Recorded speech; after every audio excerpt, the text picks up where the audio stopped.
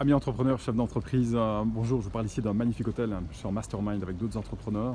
On mettait sur la table justement des thématiques assez exceptionnelles, notamment avec des clients qui passent par des périodes un peu plus compliquées au niveau du développement de leur chiffre d'affaires.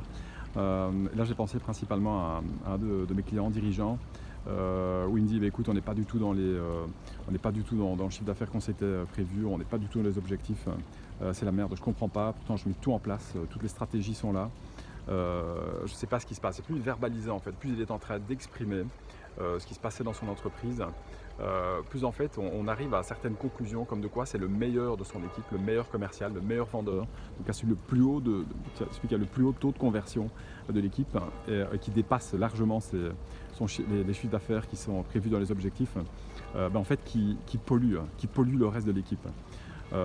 Donc plus il avance dans son raisonnement, plus arrive la décision de me dire mais écoute Michel, je ne peux plus continuer avec lui en fait. Je n'aurais jamais pensé pouvoir avoir ce genre de réflexion, mais quand j'analyse ce que je dis, quand je m'écoute, je dois m'en séparer.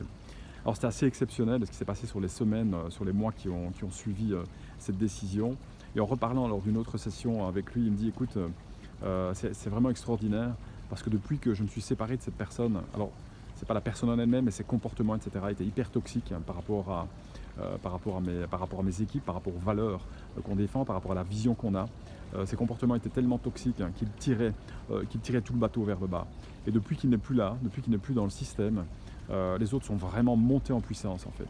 Ils sont montés en puissance avec beaucoup plus de joie, beaucoup plus de plaisir à faire ce qu'il avait à faire, une meilleure communication en interne, beaucoup plus fluide.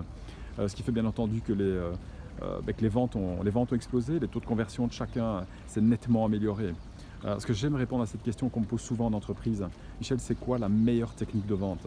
Et j'aime répondre à cette question que pour moi, ce que je vois tous les jours dans les entreprises que j'accompagne, c'est que la meilleure technique de vente, c'est l'esprit d'équipe, c'est le team spirit, c'est de faire en sorte que les forces de vente, que l'entreprise fasse corps comme un en fait. Donc avance avec cette puissance, avec ce momentum qui fait que quoi qu'il arrive, on est ensemble pour dépasser les nouveaux challenges et les nouveaux défis qui sont chaque jour devant nous en tant qu'entrepreneur.